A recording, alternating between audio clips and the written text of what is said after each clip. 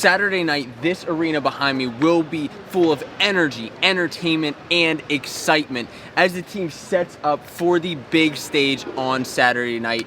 The national finals are set. I'm going to give you a recap of what happened in the semifinals as well as my picks for the NCAA Championships. At this point in the team race, Penn State leads 108 points. They came out big in the semifinals tonight, coming out overhead of Michigan, 84.5 points. Arizona State is in third place right now. They continue to roll.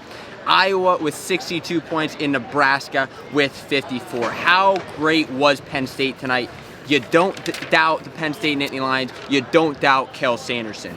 And let's go through these semifinal brackets. At 125 pounds, Nick Suriano made the finals, and he had a good match against Brandon Courtney. Brandon Courtney gave him a good match, but Suriano just seems to be really zoned in at this point in time. Pat Glory and Vito Araujo. We know the beatdown that Vito put on Glory, but something seemed to change from 2 weeks ago at EIWAs to this night tonight, and Glory ended up beating Araujo and was filled with emotion after. I mean, this is the night of emotion, the Friday night session. And because you win, you make it to the finals. You lose, you go back to All-American. Great, but you still lose that dream that you're looking for.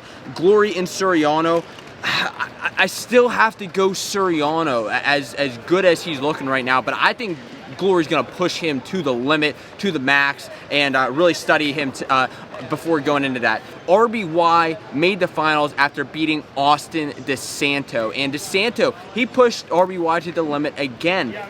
Just wasn't enough. You know, I thought maybe this was the time that DeSanto gets the job done and defeats RBY. And, I mean, it came close. It came close a couple times, but RBY ultimately was the better wrestler tonight, and it was sad to see DeSanto after that match just also filled with emotion. On the other side, Dayton Fix, you know, I said it before the tournament, I think he kind of had a cruise to the finals, and I think that he'll finally be tested really against RBY, but I think RBY is still going to beat him at 141 pounds. And the reason for that is because RBY has been tested a couple times, especially against DeSanto. At 141, Nick Lee and Keyshawn Clark made the finals. And you may be wondering, like, Keyshawn Clark, if you haven't been following the tournament so far and you're like, how the heck did he make the finals? Well, first of all, he upset Jaden Ironman in the second round, went on to beat Berglund of Minnesota, and then in these semifinals beat Cole Matthews of Pitt.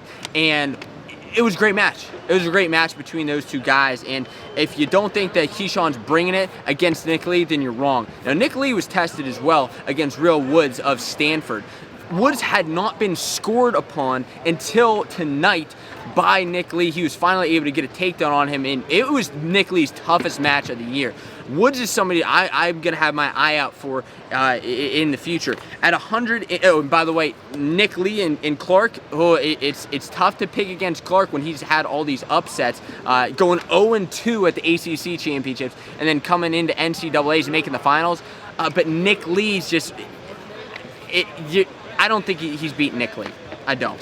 At 149, Yanni and Sammy Sasso. That was a finals caliber match. Happened in the semis, and we got it. Yanni ended up pulling out the victory, and I don't know if you watched the interview after, but he wasn't too happy in himself. He said he thought he wrestled like a coward, not taking enough shots, and he said that he kind of needs to, what do you say, he needs to grow some nuts or something like that in the interview. It just cracked me up. They didn't have him playing on the big screen, but I was listening on ESPN while watching the matches as well. On the other side, Bryce Antonian and Ridge Lovett.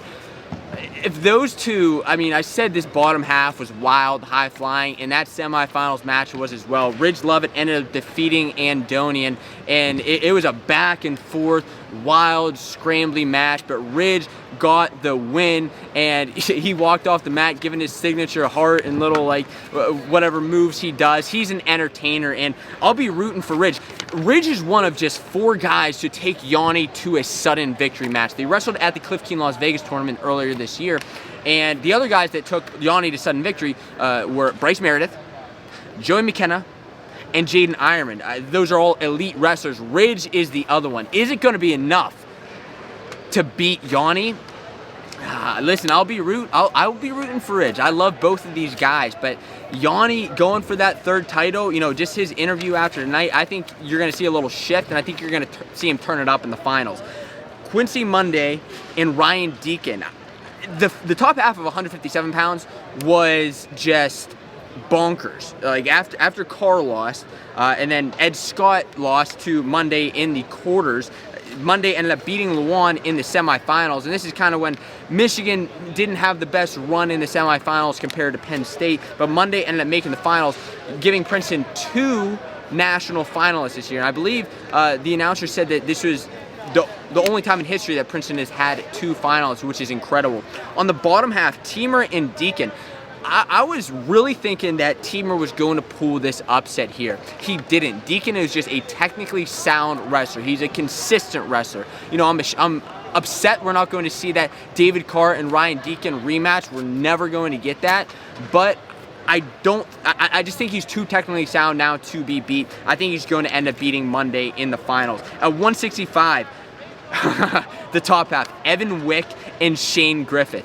Griffith had lost to Wick, 2-3 times this year.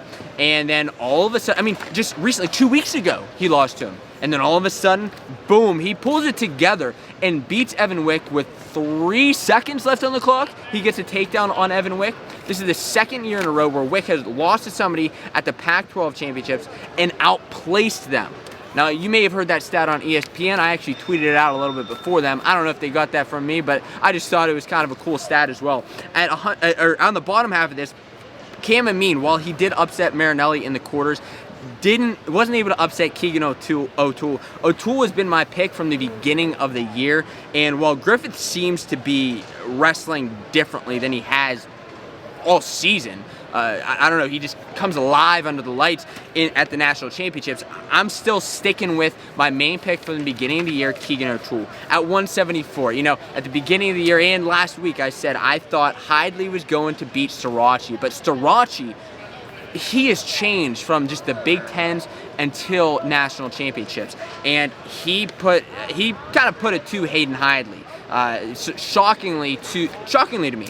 And so he made the finals. On the bottom half, Massa and Lewis. Lewis! What a pin. What a match. And I don't even know what the heck move that he hit, but he tossed Massa to his back when I thought he was in trouble. It ended up getting the pin, and he was just so overcome with emotion. He didn't know what to do with himself. And being in a match like that, an environment like that, after last year not placing to making the national finals again, wrestling here tomorrow night, it's hard to bet against him. But after seeing what Starachi pulled against Hidley, I'm going Starachi again. This is a battle between 2 national finalists, or not just final, 2 national champions. Sorry, 2 national champions. And they're going for the second title, but only one can survive. At 184 pounds, Miles Amin beat Truau in the semis. I think it was an overtime match, and Miles Amin ended up pulling out that victory. Quite the battle by Cal Poly's wrestler. On the bottom half, Hidley and Brooks. Brooks stepped it up as well against Trent. Trent gave it his all, but just wasn't enough for Brooks. It was I'll tell you what, I think this match in the semifinals was better than their finals match last year. I really do. But Brooks ended up winning. Brooks and Amin, I know, remember when I said in the dual meet that earlier this year that Amin could beat Brooks, and so many people said, no way, there's not a chance. And then at Big Tens, it did happen. So they're 1-1 against each other this year. I think you could see another sudden victory match, but here's the thing. I think that Brooks has learned so much from that loss that he's going to come back and beat Amin in the finals. And it's going to be a match, right? He's not going to get caught flat-footed again like he did in overtime. And, I don't know how much better each of their conditioning is since they were both kind of out of breath in the matches that they wrestled. But at 197 pounds, we have Dean, who beat Hoffman in the semis. And while Dean had some other close matches earlier in the tournament, this was just a match. He came out, he dominated, he beat Hoffman, he made the finals. Hoffman had a great run. He beat Woodley the round before. Woodley had a run the last year, and Hoffman ended up beating him. Great run by Ohio State's Hoffman. On the bottom half, Warner and Buchanan. Warner put Buchanan to his back ended up getting back points and defeating Buchanan. And it was funny because I was like, when is the last time Iowa went without a national finalist? Like, it could happen. Well, Warner, I don't know if he was thinking that as well, because he ended up coming back. He said, we're not losing that streak. I guess it's been since like the 1990s since that has happened last. Between Dean and Warner, I'm going Dean again. But remember, this was a close match earlier this year. And should I go Warner? I'm back and forth on this. I'm going Warner. I'm going Warner. You know what? I'm changing my pick. I'm saying Jacob Warner is going to beat Max Dean in the finals. I know, call me crazy. On the spot, I'm switching it up. At 285 pounds, Gable Steveson and Colton Schultz. On the top half, Steveson beat Kirkfleet. And, you know, behind closed doors, I said Kirkfleet was going to give Steveson a match. And, you know, I didn't want to say it, put it out there. Like, I didn't think he was going to beat him, but I thought he was going to give him a match. Why? Because Kel game plans for these guys. He doesn't care that he's an Olympic champ. He's going to try to find a way to beat him. And this was the closest match Gable Steveson has had all year. Now, in the end, Gable really ended up picking up the pace and beating Kirkfleet. These two had wrestled in the past in high school, so it was great, you know, a great matchup to see again. But Gable ended up making the finals. On the bottom side, Wood and Schultz went down to sudden victory. It's a tale as old as time. The last match of the night is a heavyweight match, 1-1, sudden victory. We go into the OTs, and at the end of that match, those two locking up, and Wood just the pure man strength, like the most strength I've ever seen out of any person in my life, ended up taking Schultz over, but Schultz was able to return it and get the points out of it to make the finals, being Arizona State's lone finalist against Gable Steveson. I don't think he's going to have what it takes to beat Gable. I think you're going to see that happen. I'm interested to see where the finals matchups actually started. They're going to end on Gable, you know, winning his final title, then moving onward. We'll see. And as far as team race, I think that Penn State's going to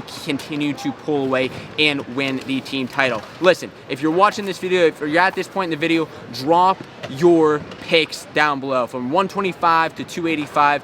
Who do you think is going to win the national championships? Because the next time we talk is going to be after a crazy, unbelievable NCAA finals. I'll see you then.